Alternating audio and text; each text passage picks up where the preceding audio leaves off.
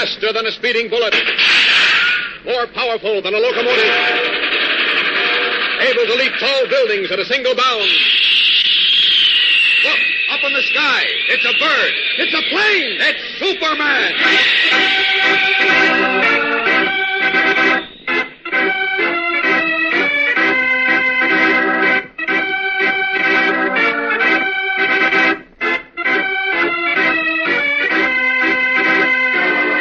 Yes, it's Superman, strange visitor from the planet Krypton, who came to Earth with amazing physical powers far beyond those of mortal men, and who, disguised as Clark Kent, mild-mannered reporter for a great metropolitan newspaper, wages a never-ending battle for truth and justice.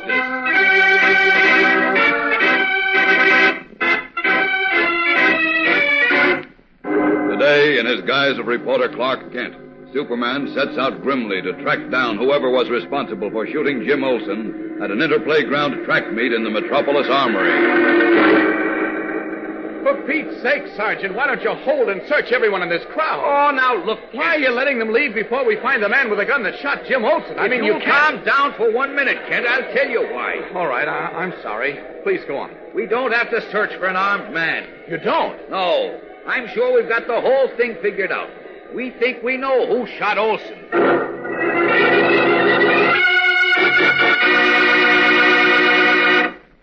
The sun beat down upon the crowded sidewalk, teeming with men and women of every language, race, and religion, where the 9th Street AC was playing baseball in New York's Lower East Side. The 9th Street boys weren't big fellows, all around 14, 15 years old.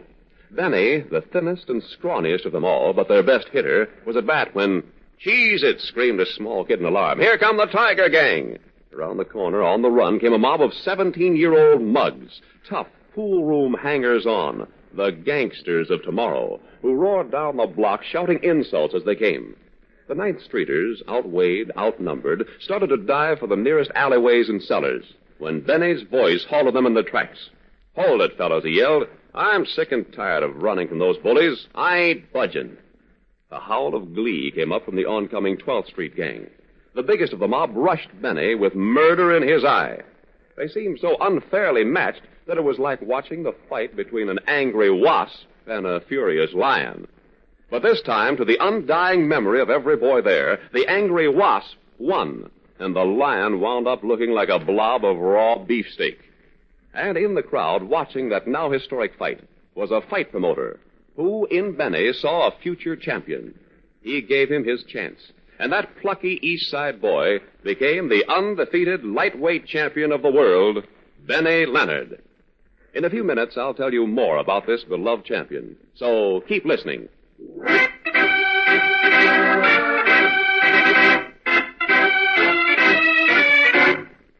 And now, the adventures of Superman. For several days, Jimmy Olsen, cub reporter for the Metropolis Daily Planet, has been acting strangely, and in a telephone conversation with an unknown person, was heard to say that he would go through with something, even if it meant his life. Then to reporter Clark Kent, who, unknown to all, is really Superman, Jimmy admitted that he was in serious trouble. Finally, he agreed to take Kent into his confidence. First, however, he asked him to accompany him to the local armory, where the Unity House track team, of which Jimmy is manager, was competing with several other playground teams. But as Kent, Jimmy, and a young Unity House runner named Howard Jones heard the crack of the starter's pistol announcing the beginning of a race, Jimmy suddenly spun about and fell to the ground, unconscious.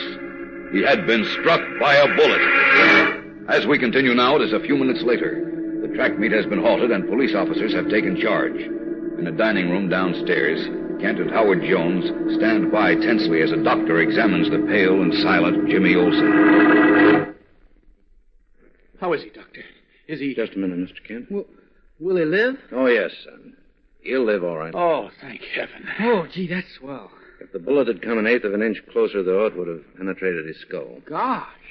Fortunately, though, it just grazed him, with enough force to stun him. Are you sure, Doctor? I mean, he's all right otherwise? I think so. I can't see any other injuries. He should recover consciousness in a few minutes. Oh, that's fine.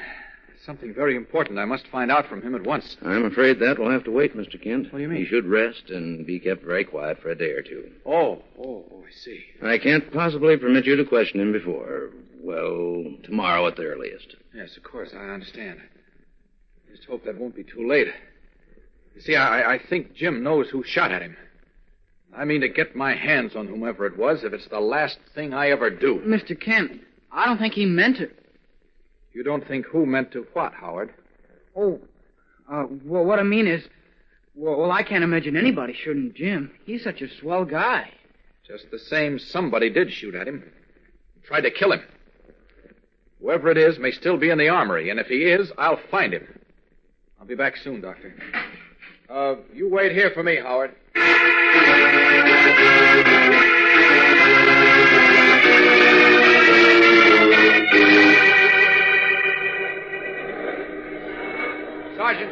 Sergeant Healy. Oh, hello, Kent.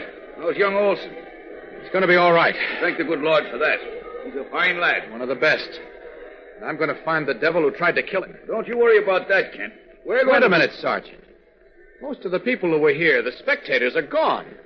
Why didn't you hold them? There was no reason to. Most of them were youngsters. No Besides... reason? Wait a minute. What's the matter? I'm looking for the gun. You what? I'm looking for somebody with a gun. If he hasn't left yet, I'll spot him. Look, Kent, do you think if anybody in here did have a gun, he'd be waving it around for us to see? No, of course not. He'd have it hidden in his clothes. Then how do you expect to see it? Huh? Maybe you think you're Superman. Huh, yeah, maybe. What? Skip it, Sergeant, skip it. No, I'm afraid he's not here now. Who isn't? The man, whoever he is, who shot Jim. Nobody in the crowd here now has a gun on him. I don't know how you know that. But anyhow, the man with the gun didn't get away, Kent. What? He didn't get away. We've got him. You have? Sure. But I don't think he's a devil like you called him. I'm thinking it was an accident. An accident? What do you mean? Take it easy, chum. I think what must have happened was an accident. Because this Claridge fella's a well-known guy, and he couldn't have had any reason for shooting Olson. Who's Claridge? City official for playgrounds. He was the starter for the races today. He shot Olson, but he didn't mean to. It was an unfortunate accident. The poor fella's all broken up. No, you're wrong, Sergeant. He didn't shoot Jim. Well, he must have. Didn't Olson fall right after Claridge fired his gun to start the race? Yes, but the starter shoots blank cartridges, and besides, Yes, but a real bullet got mixed up with the blanks somehow. No, Sergeant. I was standing right with Jim, and I saw the starter fire toward the ceiling. So even if there was a real bullet in his gun, he couldn't have hit Jim. You must be mistaken, Kent. Well, I'm not. I'm sure of it. Somebody else shot Jim and timed his shot with the starter so it wouldn't be noticed. Now, who in his right mind would take such a chance as that, and in front of a big crowd? I don't know, but I'm going to find... You've been seeing too many movies, Kent. The starter shot Olson, not meaning to, of It's course. ridiculous, Sergeant. Yeah? Well, we found the bullet. And I'll bet you a new hat. Our ballistics man says it came from the starter's pistol. I don't bet, Sergeant, which is lucky for you because you'd lose. Say, wait a minute. Howard. Who? Howard Jones. He knows something about this. He's one of those Unity House boys, isn't he? Yes, I think maybe he can clear this thing up. I'm going to see him right now.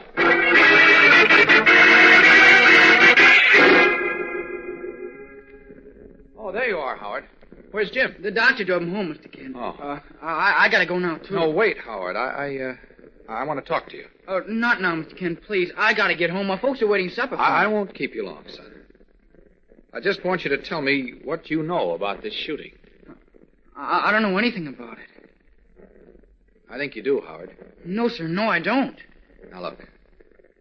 Jim told me he was in some serious trouble that obviously involves you.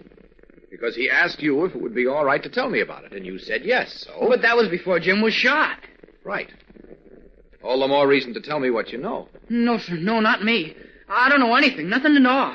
I gotta go home now. My folks Just are a minute, Howard, please. Please, Mr. Kent, let me go home. I tell you, I don't know anything. You know a lot about Jim's shooting, but you're afraid to tell me. Isn't that right, Howard? Yes, sir. I mean, no, sir. Oh, please let me go, Mr. Kent, please. What or of whom are you scared, Howard? Tell me. I just don't know anything. Now, look, Howard. I saw how you acted when you thought Jim might die. You're very fond of him, aren't you? Yes, sir, I am. And don't you want to help me find the person who tried to murder him? Yes, but he didn't try to murder Jim. That bullet was meant for me. What? Yes, sir. Oh, golly, I shouldn't have said that. I'm getting out of here. No, Howard, wait! No, please don't try to make me talk. I don't want to be killed.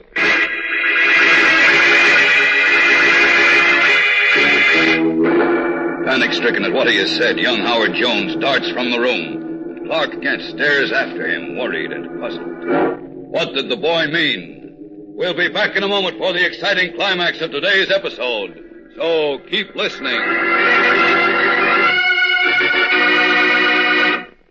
Anyone will tell you, gang, that Benny Leonard was one of the most honest fighters in the history of boxing. There was the memorable time early in his career when Benny was scheduled to fight a local boy in an oil town. It was a tough town with plenty of money bet on their boy. Just before the fight, 4 armed gangsters crashed into Benny's dressing room. Tersely, they gave him an ultimatum. Either he threw the fight or he would die.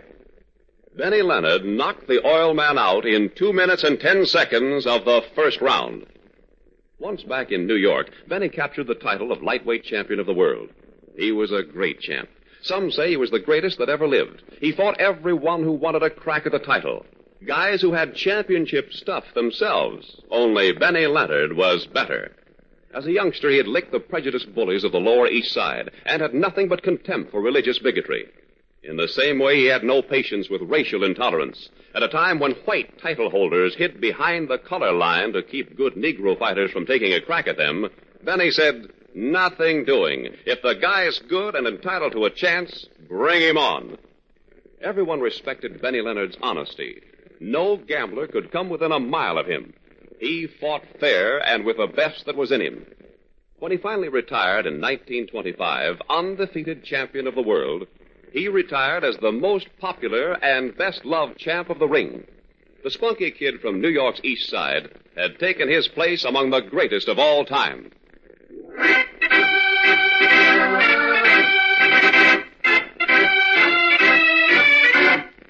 And now, back to the adventures of Superman. Across the street from the armory in the twilight shadows, a heavy-set man with beefy face and pale eyes stands by a small sedan. A boy of about 13, his eyes wide with fear, stands beside him.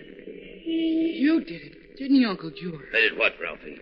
You shot Jim Olsen. Shut up, you little fool. You did, I know you did. That's why you sneaked up in the balcony where nobody'd see you. Will you shut up? You had your rifle under your coat. You got it there right now. I can see it. So what if I did shoot Olsen? He stood up for those 2 kids, didn't he? Yeah, but she was murdered. I didn't murder him. Besides, I didn't even mean to hit him. I was aiming at that dirty Howard Jones kid. I would have got him, too, if Olsen hadn't moved in front of him just when I was pulling the trigger. But, Uncle George, you almost killed him. So what? He was told not to let that Jones kid and the other one like him, that Bobby Lee, run against our kind. He needs a lesson. But Dad said there wasn't to be any killing. He said he had his own way to handle it. I don't care what your dad said. I got my own ways of doing things. Wait. There he is now. Who? Howard Jones. See? He's just come out of the armory. He's running to make that bus. He's getting on with it. Wait, Uncle George, where are you going? He won't get away from me this time. Uncle George! Beat it, Ralphie. Mind you, keep your mouth shut or it'll be too bad for you. What are you going to do? I'm going to get after that dirty Jones kid, that's what. Oh, no, you mustn't. That's... Uncle George, please don't. Uncle George, please.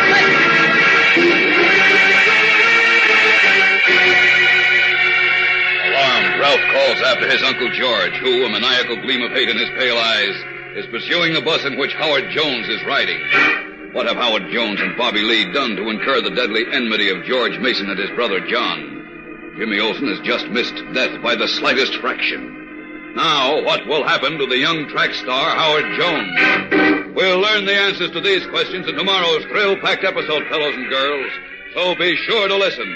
Tune in, same time, same station, for Chapter 3 of The Skin Game on The Adventures of Superman.